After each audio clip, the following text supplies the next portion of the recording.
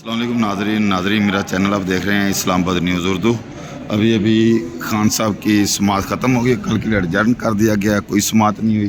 तो हमारी ILF की टीम और हमारे पार्लियामेंटेरियन MNA साहब ये सारे के सारे बाहर आ रहे हैं। तो आप देखिए कल के लिए एडजर्न हो गया, अब देखते हैं कि क्या होता है। ये मुबशर साहब हैं हमारे दोस्त, सारे के सारे ये दोस्त हमारे बाहर आ रहे हैं। तो आज के हवाले से कोई समात नहीं अभी तक कोई, कल के एडजर्न कर दिया गया। ये जैन कुरैशी साहब हैं क्या सारे, ये हमारे साफ़ी बरादरान भी वापस आ रहे हैं बगैर समात सुने।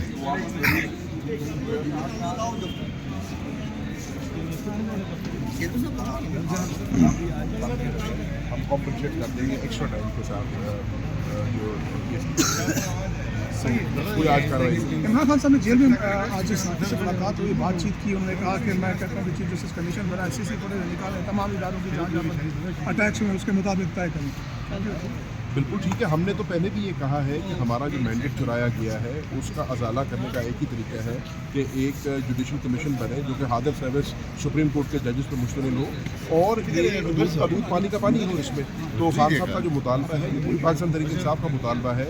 और अगर हम इस मुल्क में वाकई ही रिकन्सिलिएशन चाहते हैं, अगर हम वाकई मफाहमत की बात कर रहे हैं, तो उसका स्टार्ट यहाँ से होगा कि जुडिशल कमीशन तश्कील दी जाए और वो जुडिशल कमीशन जो है इलेक्शन के जो मैंडेट तरीके से आपको चुराया गया उसके ऊपर फाइंडिंग्स अपनी।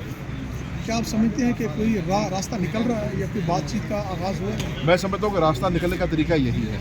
अब अल्लाह करे कि जितनी भी पाकिस्तान में कुव्वतें हैं, हमारी हुकूमत है जो है वो होश के नाखून लें, वो समझ से काम करें और इस रास्ते को अपनाएं। क्योंकि मैंने पहले कहा था, असद कैसर साहब हमारे पास जो है लीडर, सीनियर लीडर है पार्टी में, हमने भी कहा हम मुफाहमत के लिए तैयार हैं, लेकिन हमारी 3 शराइत हैं। हमारा खोया हुआ मैंडेट जो है, जो चुराया हुआ मैंडेट है, वो लुटाना चाहिए।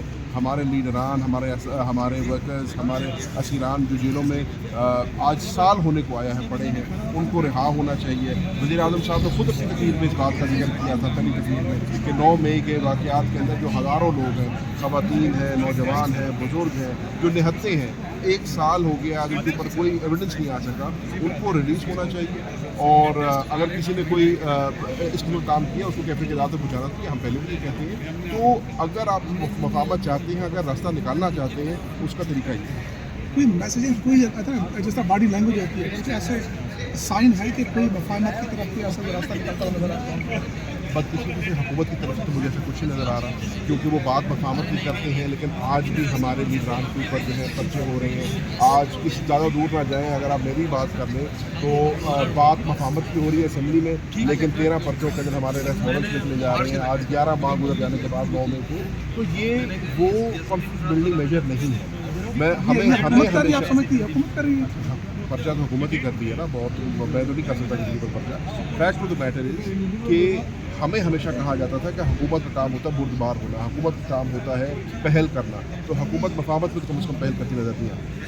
और रियासती इदारे, रियासती इदारे हुकूमत का हिस्सा है ना, ये तो हुकूमत में आ जाता है ना, हुकूमत के एम्बेट में सारा आ जाता है। तो अब ये ओनरशिप जो है एग्जीक्यूटिव के पास होती है, रियासत और हुकूमत एक पेज में, ओनरशिप एग्जीक्यूटिव के पास होती है। जो कुछ भी होता है ये वो के मैंडेट चुरा के आए हैं, लेकिन आज मुल्क के वज़ीर आज़म बैठे हैं, जो अंग्रेजी की कहावत है the buck stops with the prime minister.